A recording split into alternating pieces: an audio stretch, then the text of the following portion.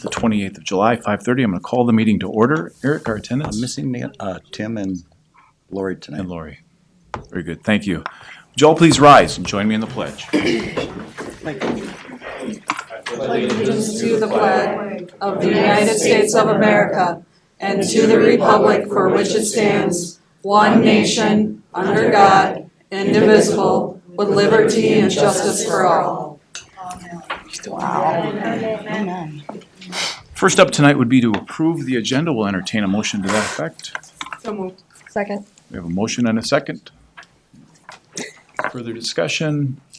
Hearing none. All in favor with an aye? Aye. Any opposed? That motion carries. Thank you. I'm going to turn things over to Mr. Elstad for our mission moment. Thank you, Mr. Chair, members of the board. I'm going to invite our custodians to come in that are outside, if they would please come in, and we'll have them kind of stand in front of the table here, if you would, please. Come on in, come on in. Don't be shy. Come on, John.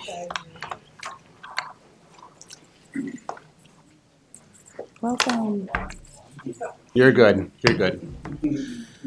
Stand tall. Mr. Chair, members of the board, it is my pleasure tonight, as we talk about our commitments, the 4 commitments we have to our community and our students and staff, that I lift up our custodial and maintenance department. Over the past 18 months, these folks have really committed themselves to our commitment about providing a safe and caring environment.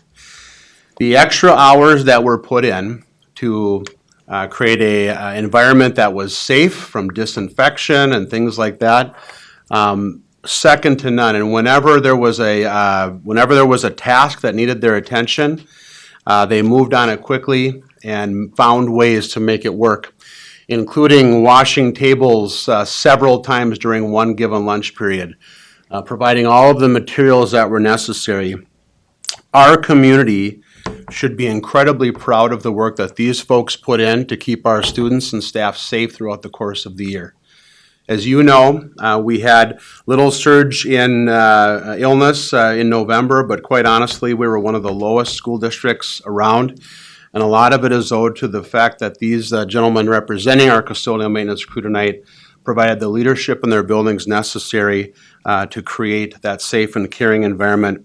I'm going to say your name, and if you just want to raise your hand, because we have some folks attending tonight. Corey Andreessen is here tonight, Jeff Ayers, John Burning, John Fuller, Don Kronbusch, Wayne Schultz, Joe Williams, and I see Steve Davis is with us as well. Do we have others that I didn't mention? I think that's it. That's it, all right, very good.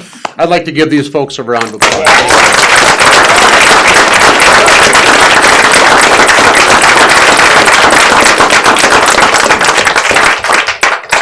Along with the board and administration, I want to offer you our sincerest thank you for a job well done. And I know that I worked because in the summer you are busy preparing the building for our students to return in person fully in the fall. And we look forward to that, and thanks again for your hard work. Really appreciate it.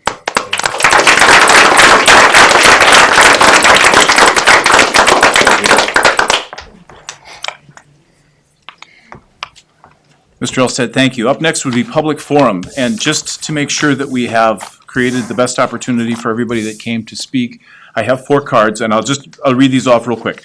Marlene, Jamie, April, and Anthony. Is there anybody else that would like to make a comment during public forum tonight? I think JL, Jennifer, did you want to speak tonight? She needs to fill out a card. Sure. There's a card right down here at the end next to Sarah. If you'd please fill that out, and we'll gather that up from you before you leave. Marlene, you turned your card in first. Please come up to the table here, and you have 3 minutes. I was just going to say, we might have to do a little sheet rearranging if we can, because we want to make sure that we get, because there's a recording for the board meetings as well. We want to make sure we can hear their voices, so thank you. And Marlene, the microphone is fast. Okay. I've been giving this critical race theory an awful lot of talk and a lot of research. And I get an absolutely fantastic magazine. It's called The New American, best magazine in the entire country. And this issue is all about what's going on in our schools. And I think if every parent and grandparent could read this, they'd be pulling kids out in droves. And I understand after the year of online learning, a lot of people kind of caught on to what's going on, and a lot of them are never sending their kids back into the public. They're going to just continue with online, and there's lots of options for online. And I've been thinking about it. If you all really believe this critical race theory stuff, everybody up here is white. You need to resign. Because if we are the oppressors and everyone else is oppressed by white people, then we need to just clear the way and let them take our spots, because we don't want to be oppressors any longer. But anyway, I want to read you what my magazine has to say. The exclusive purpose of critical race theory is the disparaging of Western culture and the canceling of Western creators, thinkers, and achievers, and the projecting onto the maudlin white people the racist burden of inescapable guilt for all the evils of the world going back to the beginning of time. And as I have told you before, I will never apologize for my skin color, nor that of my ancestors. This country is so precious. 50% of people want to be here, so we just cannot be all that bad. And there's some more things in here that I thought were well, the whole magazine was interesting, but there's a merit system, I understand, and I'm just going to read it to you. Also in Oregon, the state legislature passed a resolution allowing newer teachers to be retained over the senior ones if the newer teachers have more diversity training, which of course they would. The bill requires the public schools use merit-based systems when making staff reductions. Unless the system interferes with the school's diversity ratio, school districts who plan education staff reductions must retain employees with less seniority if they have more merit. They're then senior employees, and merit is defined as having taken anti-bias and other forms of diversity training. And then it talks about the Rochester Public School System in Minnesota, voted unanimously that the phrase Black Lives Matter and other slogans dear to the critical race theory movement are privileged official government speech, which means they are exempt from challenge by dissenting opinion, ordinarily protected by the First Amendment. Among the other phrases so designated are all are welcome here: Indigenous Lives Matter, Stop Asian Hate, and Brown Lives Matter.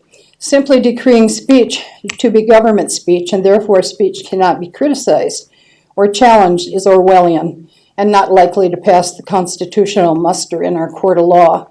Another resolution was passed to exclude messaging deemed undesirable by the Rochester Public Schools. And I know Owatonna is always on board for whatever's the very latest and greatest, and whenever I see one of your columns in the paper, Mr. Elstead, I can see all the buzzwords to all of this critical race stuff. And I just can't even I don't read it, I can't stand it, because I know you're just into it right up to your eyeballs. But I want to read you an article here too, also about another town in Minnesota. When Minnesota mother Anne Marie Calgario found out that her underage son had been taken to get sex change surgery by government school officials without her permission, she was furious and heartbroken at the same time.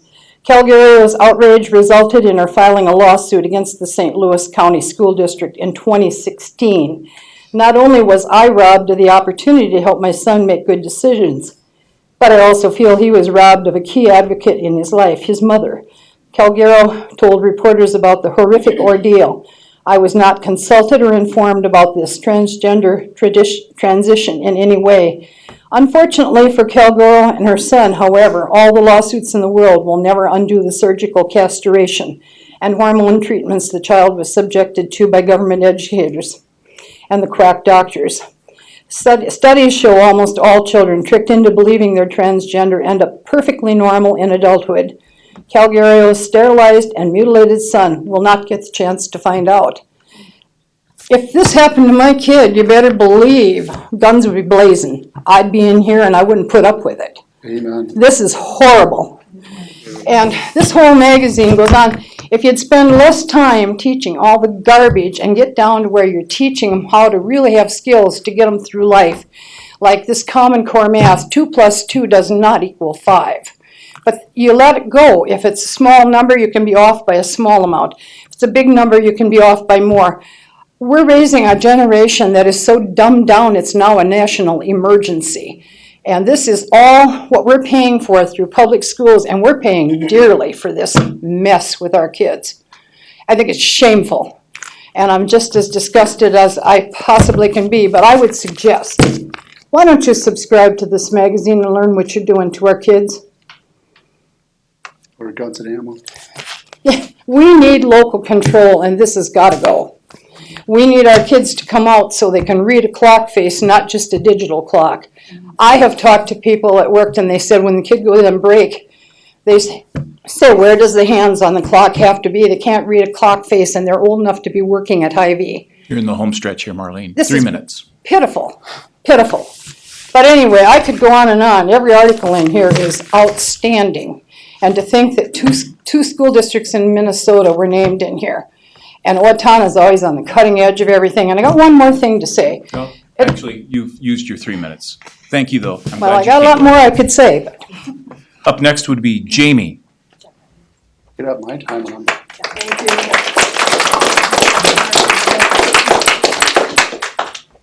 Jamie, welcome. We're glad you're here. Thank you. And thank you all for listening. So I attended the Raise Our Standards event in Owatonna on June 8th at the Owatonna Country Club because I have some concerns about the resistance of critical race theory being taught in the Owatonna schools. At this event, Deborah Vandal spoke. She identified herself as a school board member, and she informed the audience that she's been told by other school board members to be quiet, to go along with the group, and that her vote doesn't count when she's voting against CRT. She also stated that the school board is being controlled by Mr. Elstead. I find that hard to believe. I bring this up for a couple of reasons. Owatonna High School has experienced 3 race riots in 10 years in an environment where CRT wasn't being discussed, or any other related topic related to positive race relations for that matter. My son graduated from Owatonna High School in 2020, and I do need to note, my kids are black. My son was in the gym. My son was treated as less than a person and has been treated as less than a person since he enrolled in Owatonna schools. That's important. Since the last race riot, he expressed significant reforms to his educational experience since the last race riot, including the willingness of other students to engage in discussions of race and culture. Most of my son's education in Black history came from home, not from the school. And none of his white friends were educated in anything race-related other than basic topics of the broad scope of slavery and Martin Luther King Jr. Ms. Vandal's comments caused me great concern. It makes me question what's really going on behind closed doors at the school board. It makes me lose trust in those who are making decisions for the school district. It makes me wonder why she identifies as a victim of this institution. It also makes me question whether or not Ms. Vandal is honest and a fair representative of the Owatonna School District, that she would so publicly throw the other school board members under the bus and further fuel the divisions and conspiracies, which is the thing she reportedly believes critical race theory would do. CRT is a necessity in Owatonna Public Schools. Isn't this awesome? Ladies and gentlemen, she has an opportunity to speak for 3 minutes. The best predictor of future behavior is past behavior, unless there is a significant intervention. If CRT isn't taught in Owatonna schools, the board should just prepare for the same past behavior to continue. And I must ask, how many more race riots are necessary before a significant intervention? Thank you. Thank you for your comments. Up next is April. Hello. April, welcome. Thank you. I welcome this opportunity to speak to all of you. I would also like to talk about why CRT is not the answer. First of all, I'd like to address her concerns. I understand there is racism. I do not believe for 1 second that Owatonna is systemically racist. We have racist people here that we all need to hold accountable, but this school district, this town is not systemically and out and above just racist. She is right. We do need to talk about the race issue that we have and in this town and in how it's dealt with. And she is right. Her children were not taken care of. And that is on the adults, especially these in this room, not our children. Our children do not need to be taught to hate each other. Okay? Critical race theory is what divides Owatonna. It does not bring Owatonnans like her and her family to want to stay here. There are plenty of families that are leaving Owatonna. I love Owatonna. I was not born and bred here, but my husband was. I've been married for 25 years to that man, and I raised 3 children in this school district, in the public school systems. Okay? I love Owatonna and each and every person that is in it. Okay? I love the child that is just born to every adult. Okay? Critical race theory is not the answer. Critical race theory teaches that this country was founded on racism. Growing to become the successful nation that we are today is only because of racism. That is not a true statement. So today, to say that that is the fundamental that defines us as a country, as Owatonna, I'm not even going to say a country. I'm going to say Owatonna. It does not define us. Hard work defines us.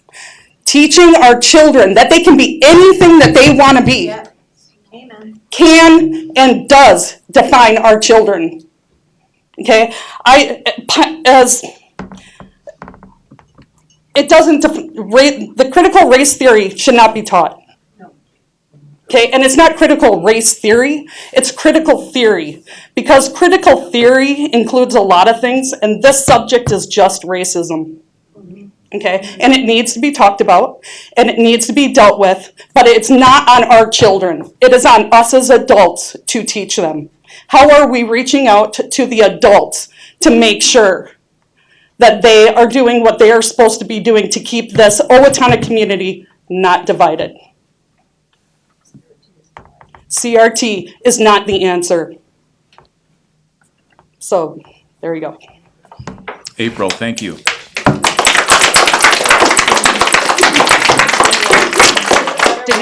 Up next is Anthony. Yes. And Anthony, we didn't get your last name. Can I get your last name? Hernandez, Hernandez. Thank you. And Anthony, you got 3 minutes. We're glad you're here. Thank you. yes, God bless everyone for being here, and thank you for having us. First is sex education. I do not think it should be taught in the schools. It's something that made myself awkward. I went to Owatonna High School, graduated from there, '88. I never thought it should have been taught when I was learning it. Made me feel really uncomfortable. I think it's a waste of tax dollars, for one thing. And the things that I hear now, and I haven't delved into that yet, but some of the things that are coming up, could be rumors on the internet, whatever, that it's going to get worse and worse. And that just needs to be stopped. What they're going to want to teach even younger children, which I have a 9-year-old and a 5-year-old, and we homeschool. And there's a reason why we do that. And I used to have great faith in public schooling, especially in Owatonna. I thought Owatonna is one of the best school districts in the state. And we have many Teachers of the Year awards going out to some of our teachers. And I just think now I'm turning the other way, and I don't like that.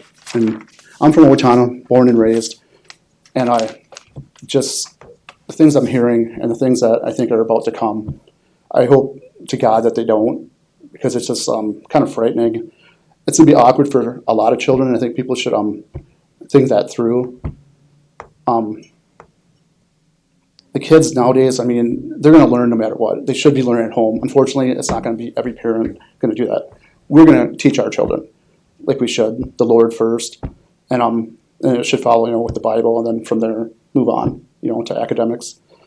But I just really think that everyone should really take a good, closer look at what we're about to teach our children, and especially our teenagers, and from when they go on. And I think it kind of just arms them with more ammunition probably to have sex than to not. It just, I don't know. It's really troubling, and that's why I came here. Then to do with CRT too, which I think is a joke, and last I checked I was brown.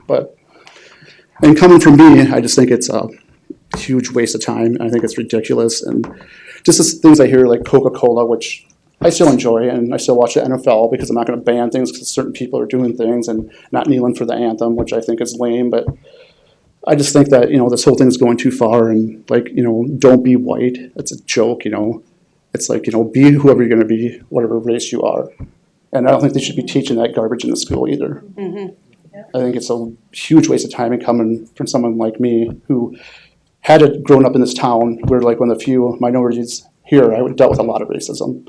And like other people had mentioned, it's certain people, and that's everywhere you go. It's going to be that way. It's not just Owatonna. I still think it's a great town. I think we have a great chance of, making it as one of the best towns. I've always said that. That's why I came back. I moved away, moved to Washington, lived in Minneapolis, went to art school for about 4.5 years. And that was okay. I was younger then, liked it now. I don't want to leave this town. I really I feel comfortable here. And then to have this stuff, it's all over the country, but especially when it gets to your hometown, I just don't really like hearing about it. And this whole thing with the Black Lives Matter too, I think it's a bunch of garbage too. And I'm a minority. I think people are just hippieing out, just being a bunch of sissies actually. Just, man up and just, we are who we are. Things are going to happen, but don't just hippie out to things because, just like with George Floyd, tragic. But was he the best guy in the world? No. Now he's got a statue.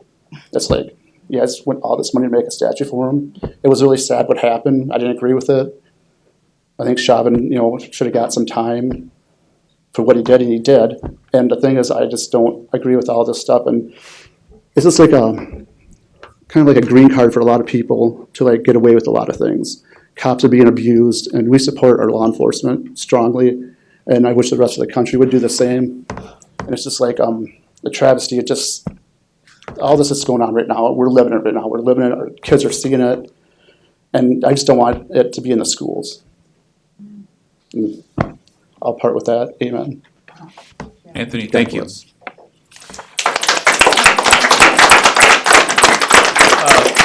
Last person tonight is Jennifer.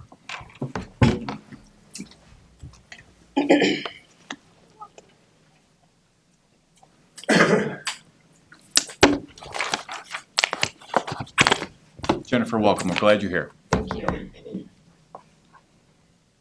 Some of you know that I'm Jennifer Fisher, and those of you that don't, I have been heavily involved in the community in a lot of different ways. My husband, along with his siblings, have all been born and raised here. They come from a hardworking farming family with solid Christian roots, ethics, and morals. I spent much of the 26 years that I've lived here heavily involved in this community and the schools. And some of you may even recognize me from those communities and those committees and that type of thing. The bottom line is to work for what's best for our students and our youth in the educational academic arena. Together, we currently, my husband and I, have 40 years of children that have gone through the school system.